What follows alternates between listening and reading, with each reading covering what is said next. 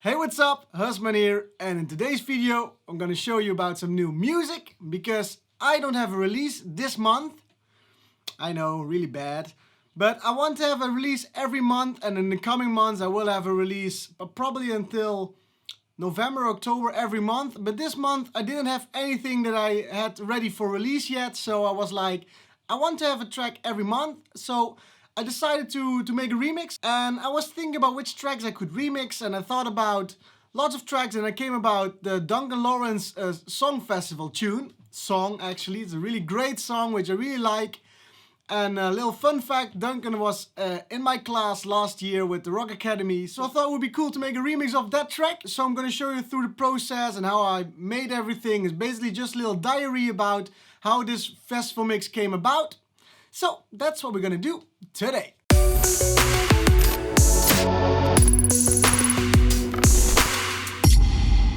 So whenever I start producing something which is like a remix or a bootleg or anything that's using different material from somewhere else where I need to make a remix of and try to make it my own, I always look into the track itself first. So I go around the chords, go around the melodies. So first I try to establish which chords are being used in this track. And for this track, the track was made in A minor. So again, coming back to last week's video, good for me because only white notes, so I can easily play around it. There was one little caveat in this, is that the track, actually the bass notes start at F and not at A. So it goes like F, G, A in the bass line, then it goes back to G, and then sometimes an E comes around the corner at some certain points. But I don't go into too much details with this because I think I always try to do something different with the melody. So the first thing that I always do with these kind of things when I just take something from YouTube is that I remove all the low frequencies, because I think it's better, even because it's going through my master chain, to just remove the low frequencies, play a bass line underneath it, so it already has that more dance kind of feel. So that's what I did in the first beginning, get the feeling of the remix going.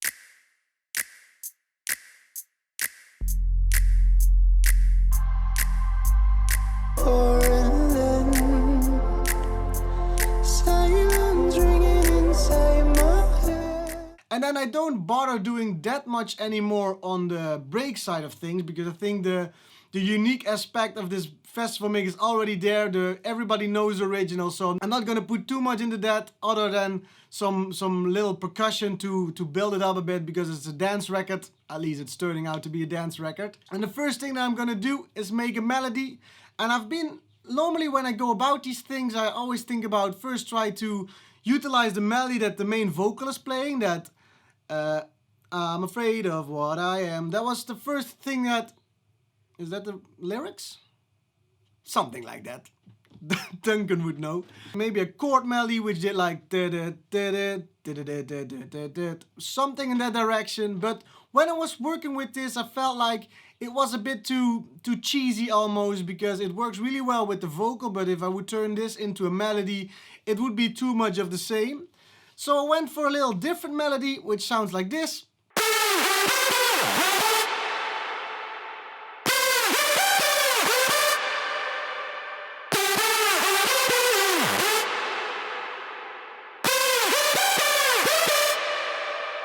It has a few of the similar notes of the main vocal line, but I changed a bit around, add some pitch bending, add some glide effect, so it has a bit more of a unique feel. Now put some bass notes underneath it, and then that was my first initial premise of this remix.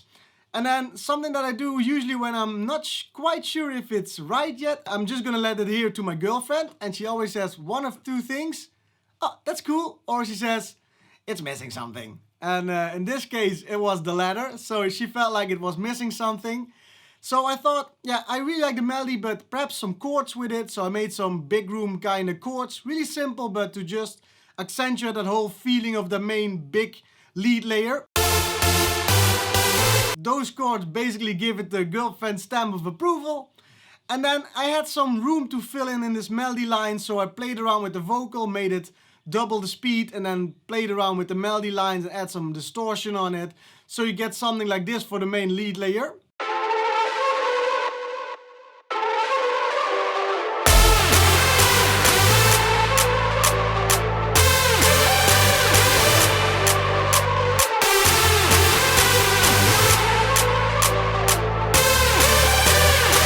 now the next part of business was to make a drop, and I've been struggling with this one quite a while because I couldn't find the right drop for it.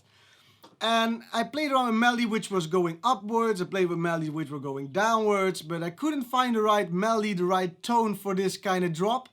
So then what I always do then is then I just look back at the source material, because that's where the drop needs to fit with. And I heard this melody in the back of my head was like, so it sounds much better in the track, I promise. So I went with that melody and then I layered it around the vocal in the build-up to see if it matched, and it actually matched. So then I went into layering this melody. So first lead is the main lead that I use for the main break melody. And that's basically the character lead which I talk about, which is pretty mono. Not totally mono, because that's just a little bit too much. And then the second lead that I added is basically a super saw, which makes it a bit more wide. And then during the process I noticed that there was still something missing, so I looked through the factory presets of Silent, and David Seven Skies is a great preset which is named after himself, and it's a great preset for big room. It's like that cashmere kind of sound. And that basically fit in the layer. I glued them all together with the glue compressor, and then you get this main lead layer. Now, of course, since it's going to be a festival mix, it's going to be a fun remix, it's going to be something that's made for the festivals, for the clubs, we need a big room kick. And I've always struggled with big room kicks, but I've learned to make them myself. So it's great when you have your own little batch of big room kicks. So I just took them from the webshop pack, put them in there, put them in F, and then I was like, yeah, let's try some key changes. Normally that would be a big problem because I had to make like the tail separate from the punch, and it would be like a mess. So now, not the case, just use the big room kicks which are labeled in key. So F, G, A, that was my progression, and then it sounds something like this with the melody. Now, you might notice it's still a bit missing something, there's still some room to fill, so I went back in again the source material, and then I played around with the vocal, chopped it up so it would fit in between those bass notes.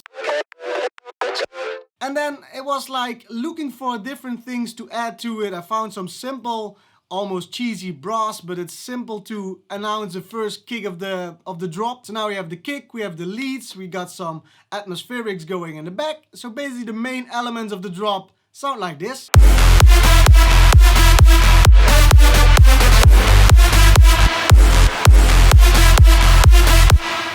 For me, my drops always are like 16 bars, so I always want to have the second 8 bars a little different. And for this one I just went the most simple way, just put everything an octave up and add some percussion with this. I went for a really simple moombaton kind of rhythm for the second part, so it really builds towards the second breakdown.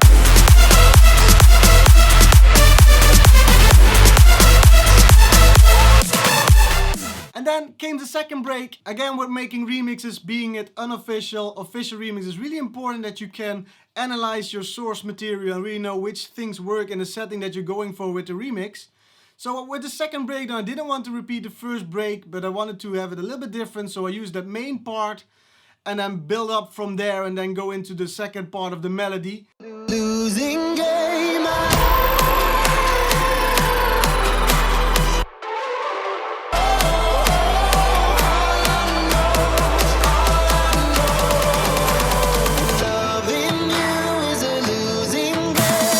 So I just accentuated the original with some snares, with some impact, so it's built up towards that big melody again, which I blatantly copy-pasted because I think it was only playing 8 bars in the first break, so I can come away with playing it 8 bars in the second break. And then building up again, and I thought, well, I want to do something different with the second drop, but I didn't know yet what I wanted to do with it. I wanted to try something with different kind of melodies, but that main melody is so catchy. I was like, it would take a bit away of the feeling of the track, so I was thinking maybe go the other way around, go around finding different presets for it. I found this really old school one, which is it's like, I think, a remake of the old track from DJ Jaw, The Launch. You know that one that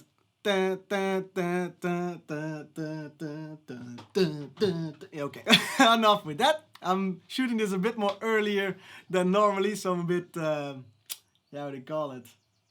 In Dutch we say melig, maar It's not the word in English. Yeah, so I used that sound, which sounds a bit like this with my melody. I think it just gives it a different touch for the second part of this remix, which I really like. And then add all the things of the drop again, and then the second drop sounds like this.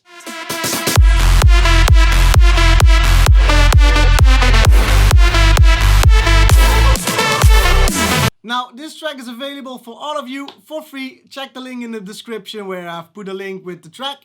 And I really hope you like it. Feel free to play it out on your club shows, your festival shows. Play it to your mother, play it to your father, I don't know. Have fun with it. And yeah, that's all for me this week. I really hope you enjoyed this video. If you like what I do, hit the like button. And if you haven't already, subscribe. And I'll see you guys on the next video. Take care. Bye-bye.